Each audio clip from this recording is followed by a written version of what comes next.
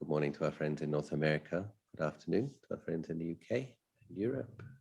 Good early evening to our friends in the Arab states, India. Good evening to our friends in Thailand, Singapore. Good late evening to those few troopers down in Australia. I hope you are well. Nice to see your faces. Happy to spend time with you. JC, we have questions. Yes, we do, Ajahn. Question 1. Personality traits such as being introverted or anxious seem to persist even with being mindful in the moment. Are they due to our past karma and are all created views due to childhood events? How do we overcome them? Is it just continue training in being present and let things go of fear moment to moment? It seems pervasive sometimes. Thank you. It's a good question. I think most of us would like it if our mindfulness practice resolves quirky personality traits or anxiety or nervousness, all of these kind of things. That would be great. Certainly it sometimes does, but a lot depends on how deep these things are. So if we understand in terms of a Buddha, only a Buddha has no latent personality traits. He has fulfilled the 10 perfections, and the Buddha can appear however is appropriate for any being in any moment. And he knows the appropriate way to be with any being in any moment. He has access to the full spectrum of behavior, and thought, speech, and action. But even so, that takes a minimum of 4 incalculable periods plus 100,000 eons to get that degree of no more habits, no more personality tendency. And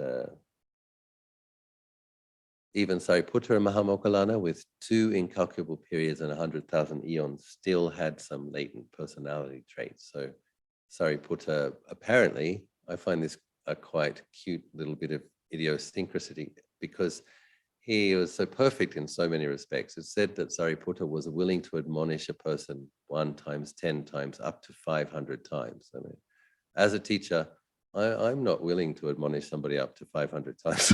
I start to get a bit bored after 5 to 10, but 500 times, the incredible patience that Sariputta had. This the archetype of this just patient and compassionate, kind, wise teacher. And but when he saw puddles in the road, apparently he used to skip over them. He used to jump over the puddle joyfully. And somebody complained, Lord Buddha, Sariputta Bhikkhu is behaving in an unseemly way for a bhikkhu, jumping over puddles joyfully. And the Buddha said, well, Sariputta was a monkey in 500 of his past lives, and he still has this. And as a monkey, he enjoyed jumping over puddles, looking at his reflection in the water. And he still has this latent tendency, even though he's perfectly mindful. So he would have been mindful of his body as a body and thoughts as thoughts, but he still has this karmic tendency.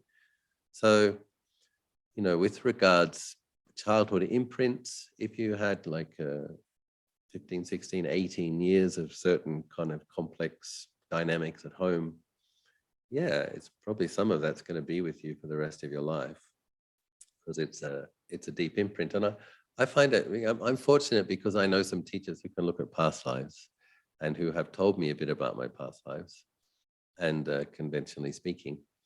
And it's quite, it's quite remarkable to, I can't really imagine, for example, being a soldier killing somebody, but apparently I did. So not that long ago.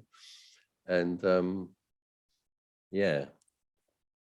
but I do think like a really good quality of mindfulness, the habits will be there, but the degree of awareness around it is what changes. Like there should be more of a sense of knowing it, more of a sense of space around it, not as much compulsivity.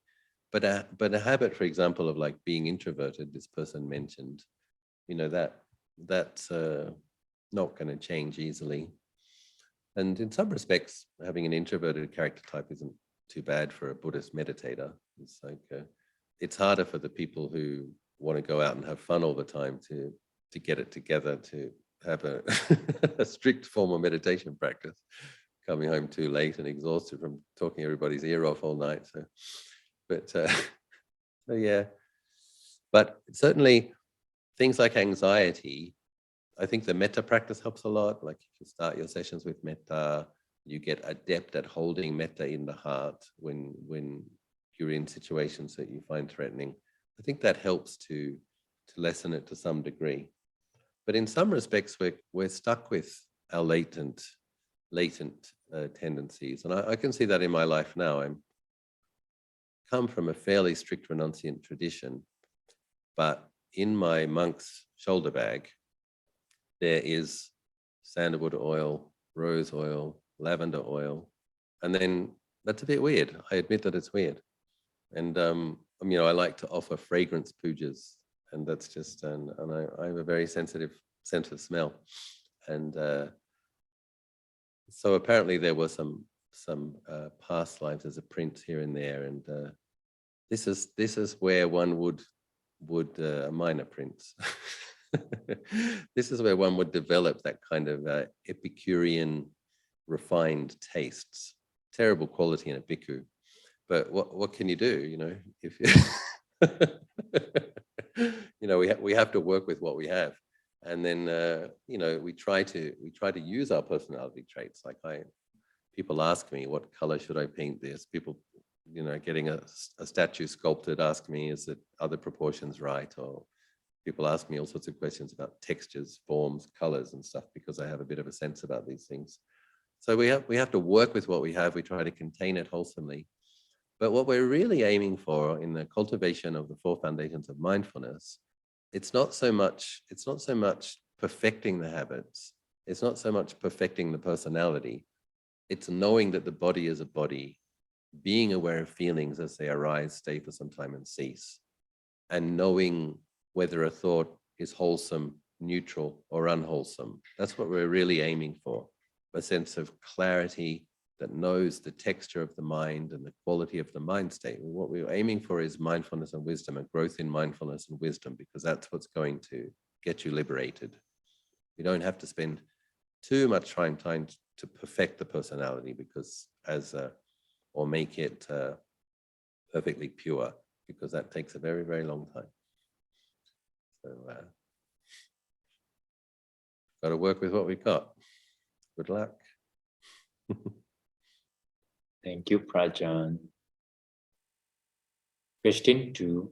What book would you recommend that is good all around introduction to Buddhism? Yeah. So I think Bhante Gunaratana's books are good. Mindfulness in Plain English. He's a Sri Lankan monk who has lived in America for a very long time. Mindfulness in Plain English, and I think the other one is called 8 Mindful Steps to Happiness. And another one, if you want nice, clear sutta references, is Bhikkhu Bodhi's anthology, which is in the Buddha's own words, it's called, where Bhikkhu Bodhi has collated and put together a selection of suttas which he felt, which is one of the most preeminent Buddhist scholars, so he should know, but he felt that this captures the essence of what Lord Buddha was teaching in his 45 years of teaching. So in the Buddha's words. And not everybody enjoys the epic stories. I do. So I find the life of the Buddha, with the great renunciation and the taming of the naga and all of that fun stuff, the teaching of the 1,000 matted hair ascetics, all of them becoming arahants in one teaching. I mean, some people find it difficult to believe these things. And so you have to work with, you want to deepen your faith, you want to deepen your commitment to practice. So you have to read what's in accordance with what your character appreciates. So for some people, it'll be more sutta-based and more wisdom-based, and other people, they like some psychic powers and some fun stories. And yeah, whatever works for you. And I can't remember who wrote that book, What the Buddha Taught. Ajahn Sumedho recommends that book. You do a quick search, JC, what the Buddha taught. I think it's a Sri Lankan bhikkhu. Yes, Ajahn is by Walpola Rahula. Okay, so what the Buddha taught, in the Buddha's own words, mindfulness in plain English, 8 mindful steps to happiness, and the life of the Buddha. It's a good starting point.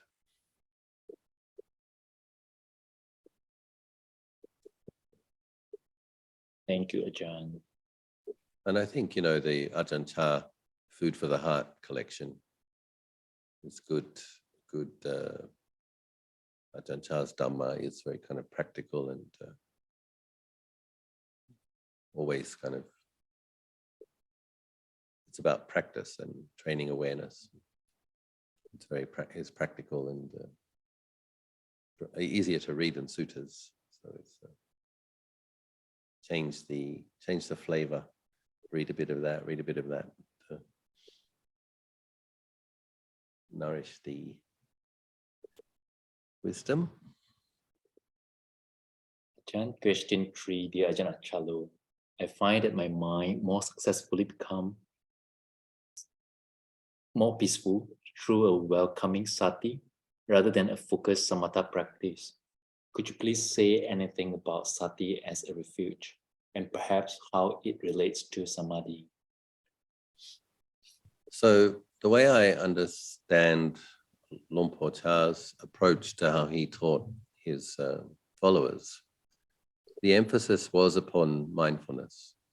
And so that's knowing when the body's walking, knowing when it's lying down, knowing when it's sitting, a kind of a broad awareness of what you're doing with the body.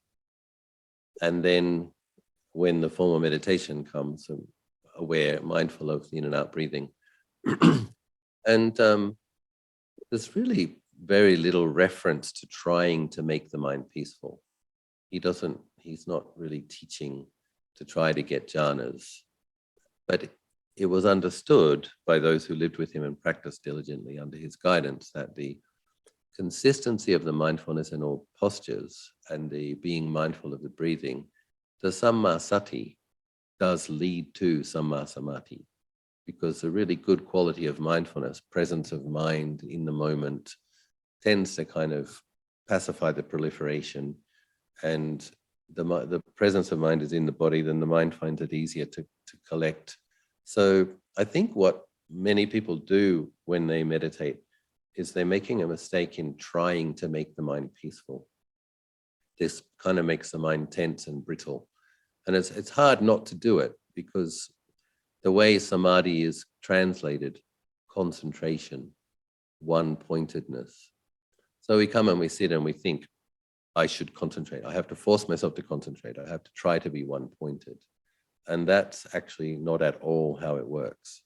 And it's the limitation of language.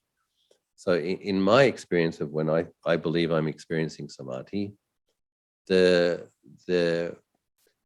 very spacious, but that spaciousness has a center, and that center is still. So I guess perhaps that's the one-pointedness that's being referred to, but it's not. The awareness is quite vast, and it has a still center. So I prefer the word collectedness, and even that's a bit weird, but it kind of doesn't. It makes more sense to me. How I experience a peaceful mind is that it settles. The mind settles, and then it's collecting, meaning it's not thinking about the past, it's not thinking about the future, it's not thinking about other people. It's just collected in the area of the body, and then the center becomes still. But what leads to that state is being aware of the feeling of the breath as it comes in, stays for some time, and leaves. It's the consistency of the awareness of the breath, and then the breath gets more refined, and the spaces in between the breath get longer, And the mind gets kind of accustomed to resting in those spaces, and those spaces get longer.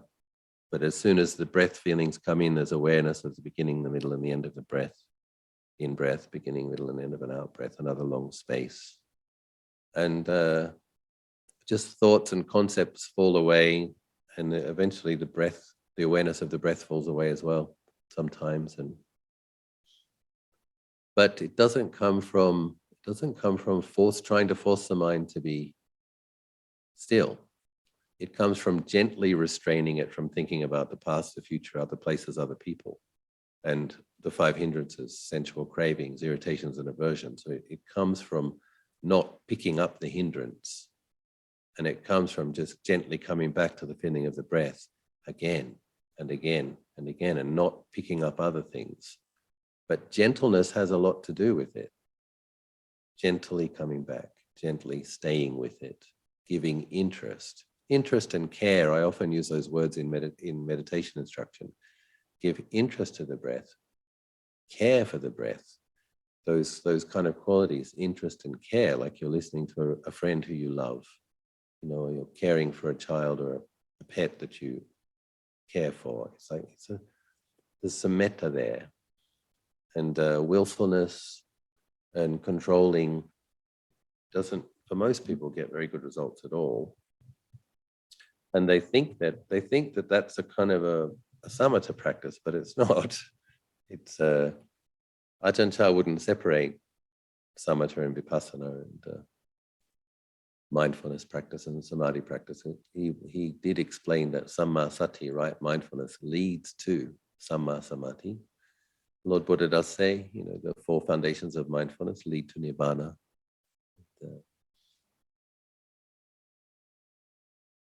The 5 spiritual powers, another list I constantly refer to, is that trying to have these various things in balance. And I often also, the faith, energy, mindfulness, concentration, wisdom. So good faith, good energy, consistent mindfulness, the samadhi and the wisdom come about in their own time if we keep sowing the causes. And Luang Por Chah would give those analogies of not kind of shaking the tree to get the fruit. You just say you water the tree. You let the seasons do their job, and the fruit will come when it comes. And he says, you go and shake the tree, pull at the leaves, yell at the tree, squeeze the trunk. None of that helps. But if you just keep making sure it's got enough water, making sure it's got enough sunlight, making sure it's got enough fertilizer, the fruits come when they come.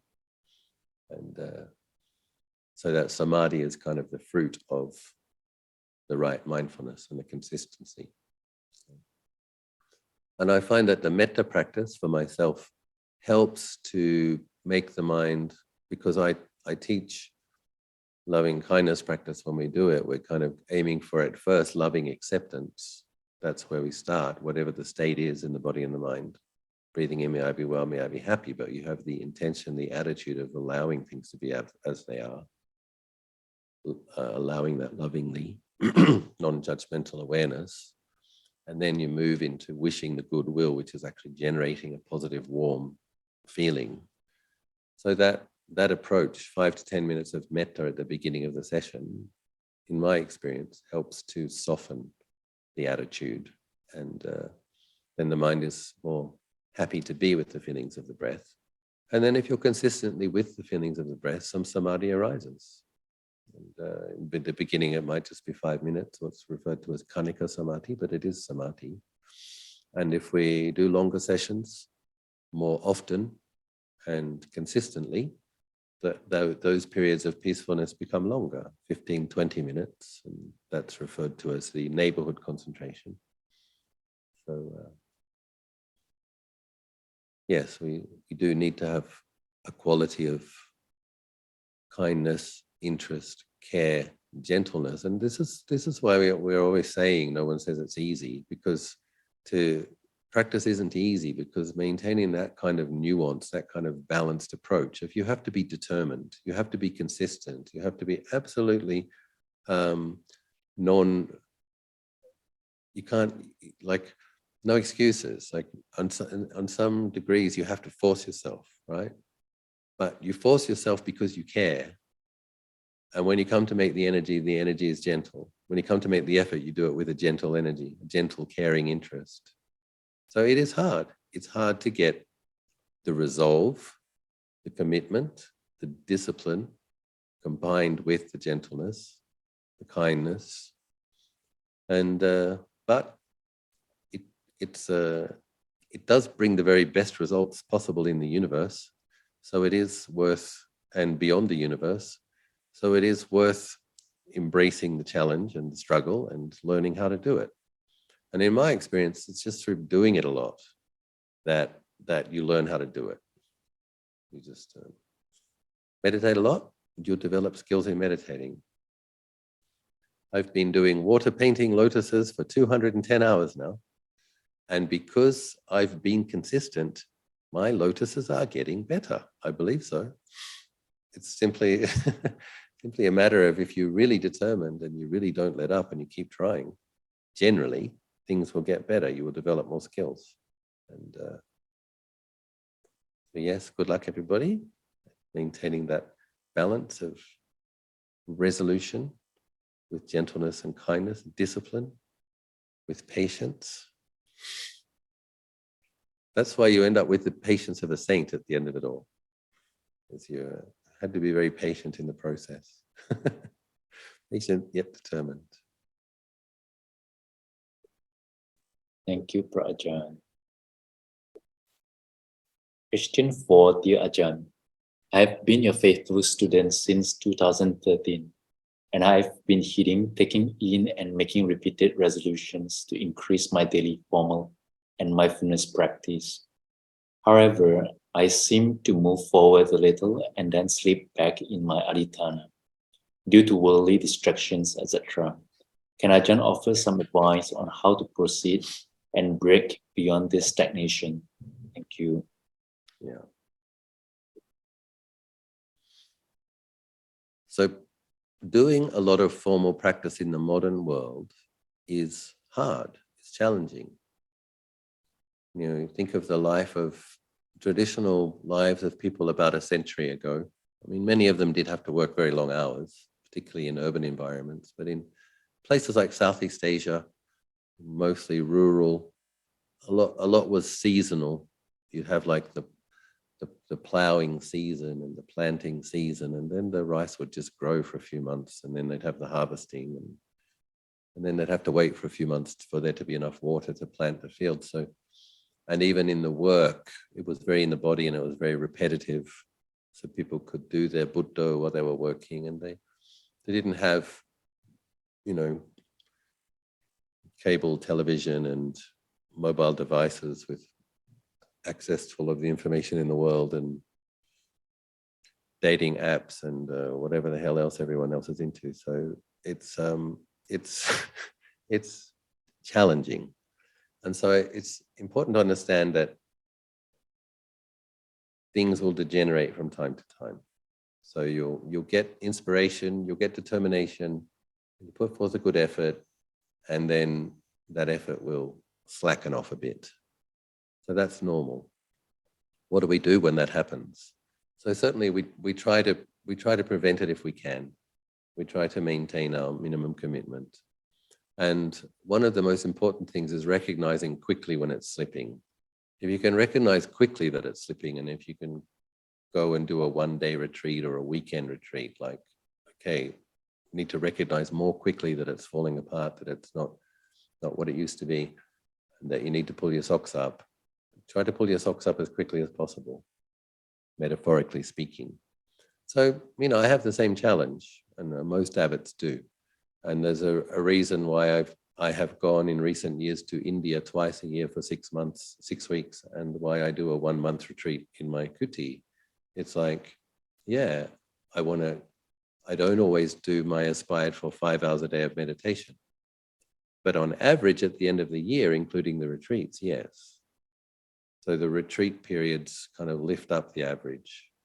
And so yes, we need to recognize that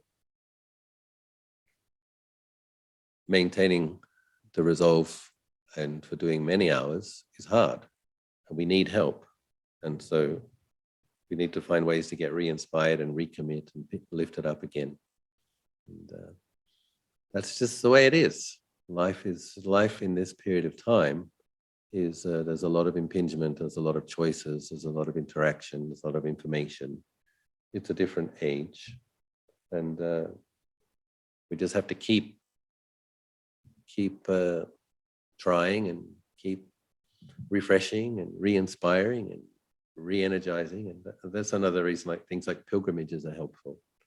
You go and for a period of weeks, you leave aside your normal life and you get inspired, produce some merit, go back, make some resolutions. And sometimes making resolutions in very holy places is one of the things that can help us take it seriously and stick to it. No, I made a promise to the Buddha in Bodhgaya, I need to keep this. That kind of thing can help. Yes, just keep going. And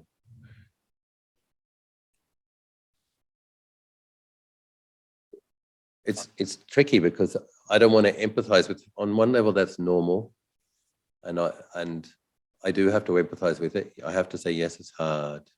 Just keep trying, regain that territory.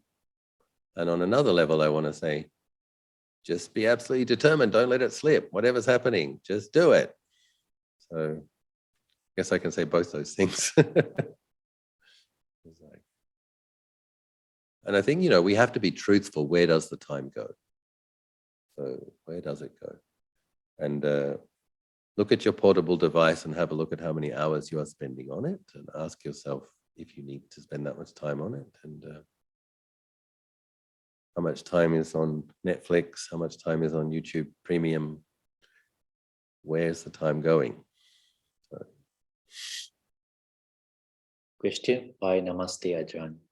I listened to your teaching during Ajahn Anan's retreat and was inspired to cultivate the practice of Devanussati, as is something I have never done before. I am a very visual person. When I practice Buddhanusati, I would imagine myself sitting in front of a Buddha rupa, or just think of a face of the rupa, Buddha rupa. Likewise, for sanghanusati, I usually recollect the smiling faces of ajahns, such as Ajahn Anan, Ajahn Dtun, or Ajahn Achalo, and would feel the rapture and peacefulness. However, as a being in human realm, I'm not quite familiar with any devas. How should I initiate a practice on Devanusati? Thank you. So yes, I understand that. I also have quite a visual mind myself. This person lives in Thailand, so that's going to be a bit easier. So you can go and have a look at the paintings of devas on the inside of Uposatha halls in some of Thailand's most famous temples. If you go to Wat Prakao or Wat Rakang, and the other one, the old vihara in the National Gallery, there'll be these wall paintings of rows and rows of devas. And then there's some, I saw some really beautiful ones recently in a monastery in Meriam, Wattara Pilom. Their paintings of devas were on their walls in their vihara, and their boat were really, really beautiful. So the thing that's a bit tricky about devas is it's unlike other, it's not this world, it's the other world. They radiate light from inside of their bodies. So human beings have a little bit of radiance if we meditate a lot, keep our virtue. But the devatar actually means radiant ones. That's what the word tebada means. So when you get a sense for what the basic form is, like that kind of halo that they draw around them, that's a suggestion of the radiance that is radiating out of them. And yeah, so I would go and take some pictures, and you could probably do a Google search, Google Images, temple paintings on the Thailand devas, and I'm sure there's a lot there. And but then there's the different devas. There's the Gandhabas, there's the Dawatimsa devas, there's the Tushita devas, and you can do a search. I'm sure there's some nice images. And, whichever ones resonate with you. When you look at that, it's like, yeah, that's what I think a deva would probably look like. Okay, kindness, gentleness, gracefulness, patience, radiance, and save a few, print them out. The Brahma devas are the four faces. And apparently, they get more and more radiant the higher they go. So, Ajahn Anan recently had a Indra statue. Indra's the king of the devas, Sakha Deva Raja. And, I helped him in enshrining an image of Indra at his monastery. Some people are a bit confused. Why do we need a statue of Indra? It's one of those things. You either appreciate the king of the devas or you don't. But he is a very central and interesting character, Sakha. He's in the suttas fairly often. And the reason he's not talked about much, I think, is because the focus of the suttas is to get people to commit to the training and the contemplations to liberate themselves. But in terms of doing some contemplation and developing appreciation,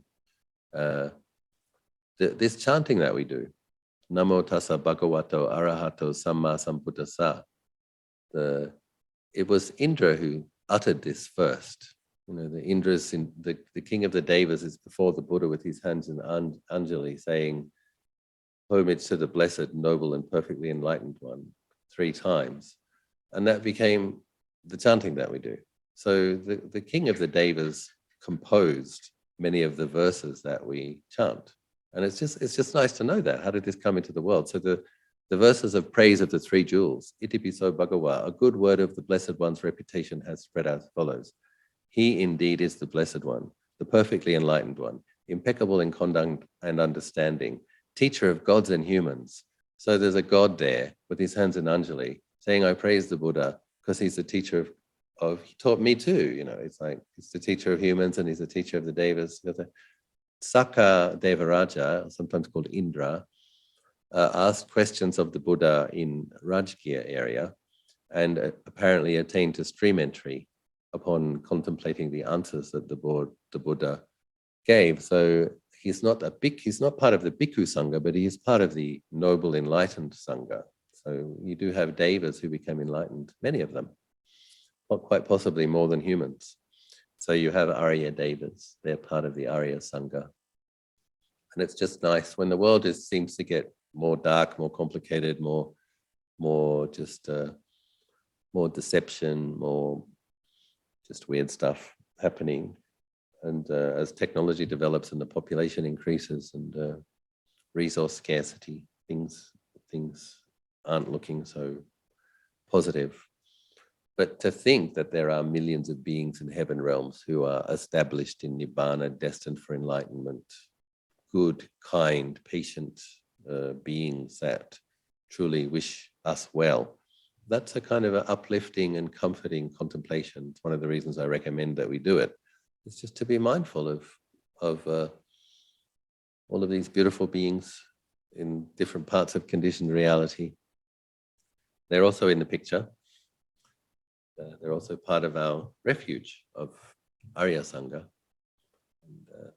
And it's nice to have appreciative. And the Buddha did recommend Devanussati for people who have faith in devas as something that can brighten the mind as a samatha-practice. And so one of the benefits of Devanussati is that those who think of devas with affection, the devas develop affection for them too. So you become endeared by devas. So I remember visiting one very elderly senior monk in Sisaket. I think he was over the age of 100.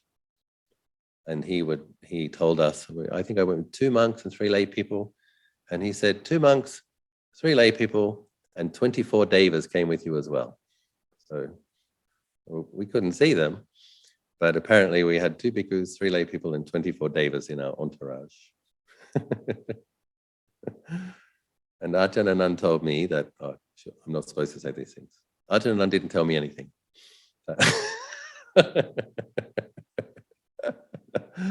Yes, he can also see these things. If a person's merits and virtue gets to a certain point, they may have a being that goes everywhere with them, guardian angel, beings that you've made good karma together with. So, yeah. There he is. Indra, Sakadeva Raja. He's reputed to be emerald green in color. Question 6. Hi Ajahn. Yeah. Do you have tips for online retreatant at home? Being in the online retreat, I sense frustration from within when I receive WhatsApp messages. I see that it's not the messages that makes me frustrated, but it's me that wanted to cut away from the connection. I see a need to reply to the person and etc.